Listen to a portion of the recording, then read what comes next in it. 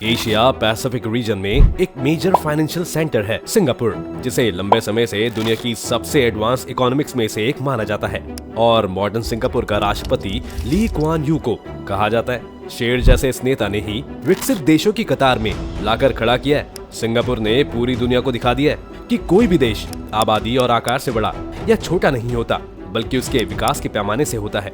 आज सिंगापुर दुनिया की अर्थव्यवस्था का केंद्र है, शिक्षा का केंद्र है और रिसर्च का केंद्र है। लेकिन अब सवाल ये आता है कि आखिर ऐसा हुआ कैसे सिंगापुर बना एशिया का नंबर 1 देश। आइए जानते हैं आज की इस वीडियो में। पर वीडियो शुरू होने से पहले अगर आप लोग चैनल पर नए हैं या आपने अभी तक चैनल को सब्सक्राइब नहीं किया तो चैनल को सब्सक्राइब करना और बेल आइकन दबाना ना भूलें, ताकि हमारे चैनल की कोई भी वीडियो आपसे मिस ना हो जाए। Interesting facts about Singapore. देखिए, अगर आप कभी विदेश घूमना चाह रहे हैं तो सिंगापुर को चुनना आपके लिए समझदारी का सौदा होगा, क्योंकि यहाँ पर कई धर्मों में विश्वास रखने वाले अलग अलग देशों की संस्कृति, इतिहास और भाषा के लोग एकजुट होकर रहते हैं। साथ ही इस देश को प्रकृति ने बड़ी ही फुर्सत से नवाजा है, लेकिन इस देश को लेकर कई अजीबोगरीब तथ्य हैं जिन्हें सुनते ही आप दंग रह जाएंगे। सिंगापुर दक्षिण एशिया में मलेशिया तथा इंडोनेशिया के बीच में मौजूद है। बता दें कि सिंगापुर को जुर्माने का भी देश कहा जाता है, जहां अगर कोई इंसान पब्लिक प्लेस में थूक देता है तो उसे $1000 का जुर्माना देना पड़ता है। साथ ही उसे जेल की हवा भी खानी पड़ती है। सिंगापुर दुनिया का बहुत ही महंगा देश है। साथ ही यहाँ हर छठा आदमी मिलियनेयर है, जिस वजह से सिंगापुर का नाम दुनिया के अमीर देशों में आता है। यहाँ जितनी आबादी है उससे ज्यादा लोग तो यहाँ घूमने आते हैं। साल 2018 में 1,20,00,000 लोग सिंगापुर घूमने गए थे, जबकि इसकी खुद की जनसंख्या लगभग 56,40,000 है। इस देश में आप च्युइंगम नहीं चबा सकते, क्योंकि सिंगापुर में च्युइंगम पर पूरी तरह से बैन है। और अगर यहाँ कोई च्युइंगम खाता या फिर उसे बेचता हुआ पकड़ा जाता है तो उसके खिलाफ सख्त कार्रवाई की जाती है और उसे 2 साल की कैद और $1,00,000 का जुर्माना भरना पड़ता है। सिंगापुर दुनिया का अकेला ऐसा देश है जिसे खुद की इच्छा के खिलाफ आजादी मिली थी। इसे 1965 में मलेशिया ने आजाद कर दिया था। सिंगापुर 63 छोटे छोटे आइसलैंड से मिलकर बना हुआ है। एरिया के हिसाब से ये भारत से 4400 गुना छोटा है। आइए सबसे पहले जानते हैं सिंगापुर के इतिहास के बारे में। History of Singapore. ये बात दूसरे विश्व युद्ध के दिनों की है, जब सिंगापुर को जिब्राल्टर ऑफ द ईस्ट कहा जाता था, क्योंकि सिंगापुर में ब्रिटिश सेनाओं की भारी मौजूदगी हुआ करती थी। लेकिन साल 1942 में जापान ने ब्रिटेन को शर्मनाक अंदाज में हरा दिया। तब ब्रिटिश प्रधानमंत्री विंस्टन चर्चिल ने सबसे बुरा नुकसान और सबसे बड़ा सेल्फ सरेंडर बताया था। लेकिन 1944-45 में अमेरिकी विमानों ने जापान के कब्जे वाले सिंगापुर पर हमला बोल दिया। इस हमले में सिंगापुर पर जोरदार बमबारी की गई, जिससे यहाँ के ट्रेडिंग पोर्ट्स को बुरी तरह नुकसान पहुंचा था। लेकिन इसके बाद सिंगापुर ने अपने लिए एक नई कहानी गढ़ना शुरू कर दिया और जापान के कब्जे वाले दिनों में सिंगापुर की आबादी को तमाम प्रताड़नाओं का सामना करना पड़ा। पर इस वक्त कोई था जो सिंगापुर की कहानी को बदलने वाला था, और उनका नाम था ली कुआन यी। साल 1954 में ली ने पीपल्स एक्शन पार्टी की स्थापना की थी। इसके बाद ली इस पार्टी के महासचिव बने और अगले 40 सालों तक इस पद पर रहे। साल 1959 के चुनावों में पीएपी ने बहुमत हासिल किया और इस तरह सिंगापुर पूरी तरह से अंग्रेजों के नियंत्रण से निकलकर स्वशासित राज्य बन गया। सिंगापुर का पहला prime minister Lee Kuan Yew को बनाया जाता है। शुरुआत में इनका मानना था कि अगर सिंगापुर एक स्वतंत्र देश की तरह रहेगा तो यहाँ के लोग सरवाइव नहीं कर पाएंगे, इसलिए सिंगापुर को मलेशिया के साथ जुड़ जाना चाहिए। और इसलिए ली 1963 ईस्वी में सिंगापुर को मलेशिया के साथ जोड़ देता है। मलेशिया में बैठी सरकार को ये बात पसंद नहीं आई, क्योंकि सिंगापुर उनके देश का हिस्सा बनने जा रही थी। इसके पीछे सबसे बड़ा रीजन ये था कि 1964 में मलेशिया में जो चुनाव होना था, इसको इन्होंने डिसाइड किया था कि इस इलेक्शन को यही कॉन्टेस्ट करेंगे। मलेशिया को ये बात पसंद नहीं आई कि सिंगापुर को एक पॉलिटिकल पार्टी मलेशिया के एक इलेक्शन में कंटेस्टेंट बने। दूसरी तरफ सिंगापुर में रहने वाले लोग भी इस वजह से खुश नहीं हो पाए थे। एक एग्रीमेंट के मुताबिक सिंगापुर की 40% इनकम मलेशियन सरकार को दिया जाएगा, जबकि सिंगापुर की जनसंख्या टोटल जनसंख्या का सिर्फ 17% था और रेवेन्यू का 40% मलेशिया की सरकार को देना था। लोगों को ऐसा लगने लगा था कि मलेशिया केवल मले लोगों का है और यहाँ पर छोटे मोटे माइनॉरिटी लोगों का ध्यान में नहीं रखा गया था। इस डिस्क्रिमिनेशन की वजह से सामाजिक भेदभाव 1964 में मलेशिया में बढ़ने लगा और मलेशिया में कई प्रकार के दंगे भी देखने को मिल गए थे। इस दंगों की वजह से बाद में डिसाइड किया गया कि सिंगापुर को मलेशिया से अलग किया जाएगा। इस तरह से मलेशिया एक इंडिपेंडेंट कंट्री बन जाएगा और सिंगापुर से अलग रहेगा। इस समय पर सिंगापुर में ब्रिटिश सरकार का कंट्रोल अभी भी कुछ न कुछ था। 1967 में ब्रिटिश सरकार घोषणा करती है कि वो सारे ट्रुप्स को सिंगापुर से वापस बुला लेगी। सुनकर आपको लगेगा कि ये स्वतंत्रता तो बहुत अच्छी चीज है, लेकिन देखिए आगे क्या होता है। सिंगापुर की सरकार और वहाँ के लोगों के लिए ये बहुत ही परेशानी वाली बात थी। सिंगापुर देश को चलाने में ब्रिटिश का एक बहुत बड़ा योगदान था। ब्रिटिश सरकार बहुत सारी नौकरी प्रोवाइड करती थी, इसलिए वहाँ के लोग ब्रिटिश सरकार से काफी खुश थे। इसके अलावा बात करें तो सिंगापुर की कोई आर्मी नहीं थी और वहाँ का कोई डिफेंस फोर्स भी नहीं था। ब्रिटिश के जाने के बाद वो अपने आप को डिफरेंट नहीं कर पाते, इसलिए वो लोग नाराज थे। इसलिए ली कुआन यू ने ब्रिटिश सरकार से निवेदन किया कि आप यहाँ पर थोड़े दिन और रुक जाइए और मुझे अपने साम्राज्य को सही तरीके से सेट करने में कुछ समय दीजिए, उसके बाद आप चले जाइएगा। ब्रिटिश वास्तव में मान गए और 1971 में जाने का डेडलाइन फिर से बना ली। ये एक ऐसा देश था जो बहुत गरीबी बेरोजगारी की परेशानी झेल रही थी। ऊपर से देश में काफी ज्यादा दंगे देखने को मिल रहे थे। कुछ दिन पहले मलेशिया ने सिंगापुर को अपने देश से अलग कर दिया था। सिंगापुर में खुद के कोई नेचुरल रिजॉर्ट नहीं थे, जिसकी वजह से वो बहुत दुखी थे। पर दोस्तों, वो कहते हैं ना कि वक्त हमेशा एक जैसा नहीं रहता है, और ऐसा ही कुछ हुआ सिंगापुर के साथ ही। आइए जानते हैं कि कैसे भरी सिंगापुर ने अपनी सपनों की उड़ान। How Singapore transformed. 60 साल से भी कम समय में सिंगापुर एक पुअर डेवलपिंग कंट्री से एक सबसे अमीर देश में बदल गया है। इसकी पर कैपिटा इनकम अब ऑस्ट्रेलिया की तुलना में 2 गुनी है। कोटियल के इक्विवेलेंट शासन के महारथी ली कुआन यू की प्रतिभा के कारण ही सिंगापुर सफल हुआ। LKY 1959 से 1990 तक 35 से 67 साल की उम्र तक सिंगापुर के प्रधानमंत्री थे और 87 साल की उम्र तक सिंगापुर को गाइड करते रहे। LKY और नेहरू दोनों ने समाजवादी पार्टी के रूप में शुरुआत की, जो हार्लॉर्ड लास्की से पर्सनली इन्फ्लुएंस थे, लेकिन LKY जाहिर तौर पर ज्यादा स्मार्ट थे। LKY ने याद किया कि लास्की के समाजवादी सिद्धांतों का कई कॉलोनियल स्टूडेंट्स पर गहरा प्रभाव था, जिनमें से कुछ को सत्ता हासिल करनी थी और अपनी अंडर डेवलप्ड इकोनॉमिक्स को चलाना चाहते थे। उन्होंने नेहरू की भारी विफलताओं से बहुत कुछ सीखा। नेहरू के विपरीत, जिन्होंने क्लासिकल इकोनॉमिस्ट की किसी भी सलाह को बार बार खारिज कर दिया, LKY न्यू टीचिंग्स के लिए ज्यादा ओपन थे। ली कुआन यू सबसे पहले अपने आसपास के देशों के साथ शांति बनाते हैं और मिलकर काम करने की बात करते हैं। 1967 ईस्वी में आसियान ग्रुप की स्थापना करते हैं। आसियान का full form association of south east Asian nation होता है। इस आसियान ग्रुप में 5 देश की foreign minister Indonesia, Malaysia, Philippines, Singapore और थाईलैंड आपस में बैठकर एक ग्रुप बनाते हैं। इनका मुख्य उद्देश्य होता है सारे देश एक साथ मिलकर काम करें और अलग अलग फील्ड में कॉरपोरेशन बनाएं। इन्होंने ऐसा इसलिए किया ताकि इस पूरे क्षेत्र में एक स्टेबिलिटी बनी रह सके। सिंगापुर के प्रधानमंत्री ली कुआन यू एक नेशनल सर्विस डिफेंस सिस्टम बनाते हैं, जिसमें देश का हर एक लड़का जब 16.5 साल का हो जाएगा तो उसे नेशनल सर्विस के लिए एक्वाइर्ड किया जाएगा। बेसिकली कहा जाए तो 18 साल के लड़कों के लिए ये नियम बनाया गया कि वो कुछ समय के लिए देश की सेवा करेगा, वो भी आर्मी डिफेंस के लिए। अब सिंगापुर की सरकार ने अपने देश को आगे बढ़ाने के लिए एजुकेशन सिस्टम पर ध्यान दिया और सभी के लिए कंपलसरी एजुकेशन बनाया। उसके बाद से सरकार ने वहाँ पर बहुत अच्छे कॉलेज और स्कूल बनाना शुरू किया, जो लो लेवल से लेकर हाई लेवल तक शिक्षा प्रोवाइड कर सकते हैं। पब्लिक एजुकेशन को भी बहुत विकसित बनाया गया और उसकी फीस भी कम रखी गई ताकि बच्चों का एजुकेशन सही तरीके से हो सके। एजुकेशन सबसे बड़ा हथियार होता है किसी भी देश को आगे बढ़ाने में, इसलिए सिंगापुर की सरकार ने एजुकेशन पर विशेष रूप से ध्यान दिया।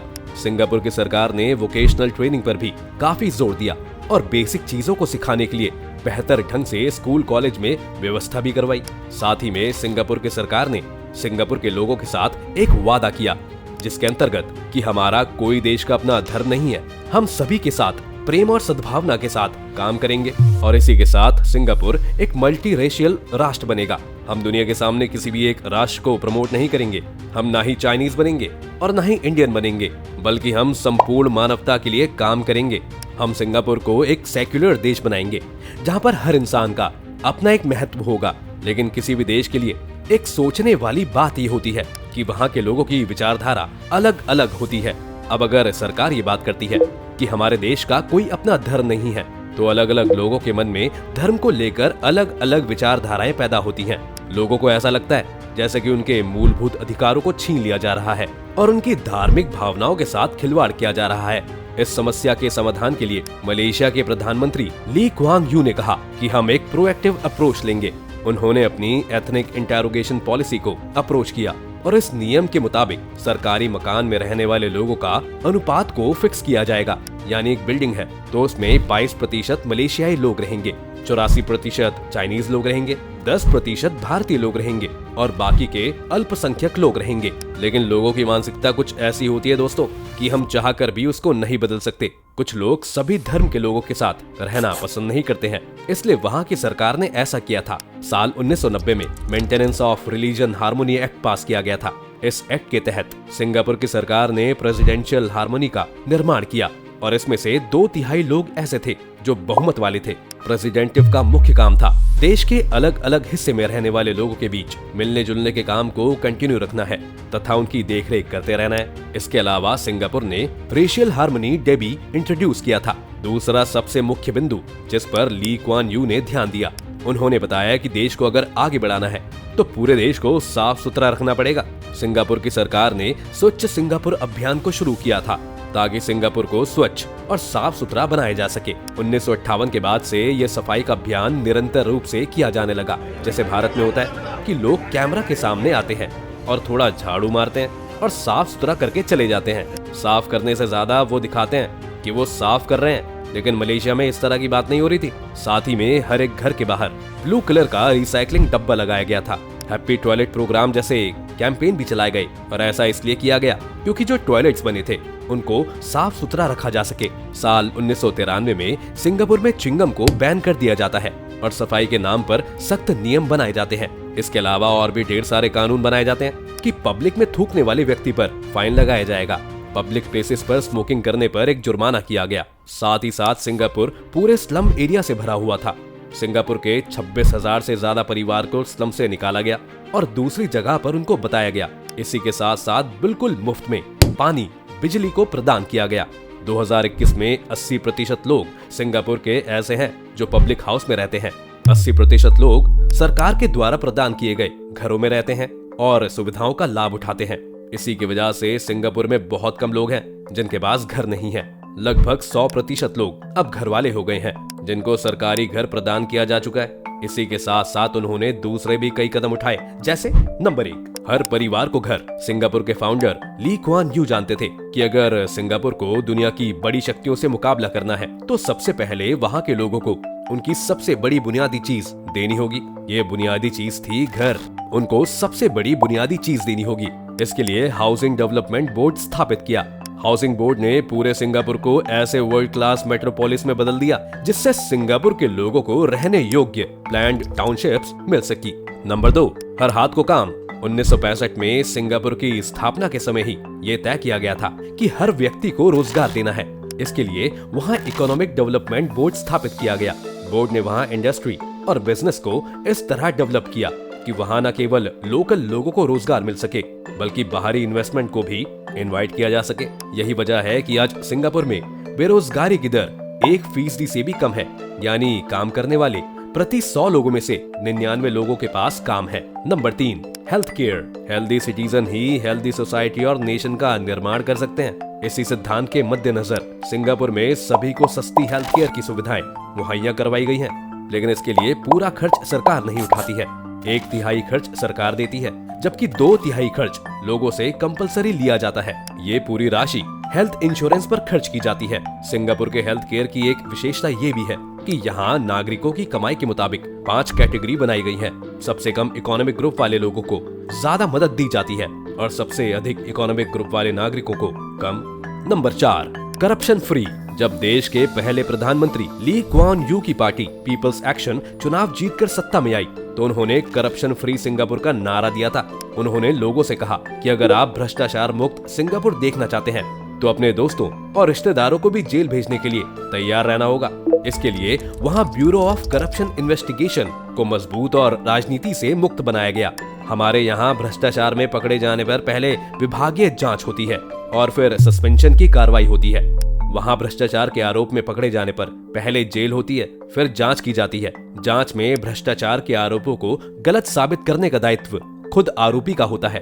इसी का नतीजा है कि आज सिंगापुर भ्रष्टाचार से लगभग फ्री है। ट्रांसपेरेंसी इंटरनेशनल की 2017 की रिपोर्ट भी इसकी तस्दीक करती है। इस सूची में सिंगापुर 6वें स्थान पर है, जबकि इंडिया 81वें नंबर पर है।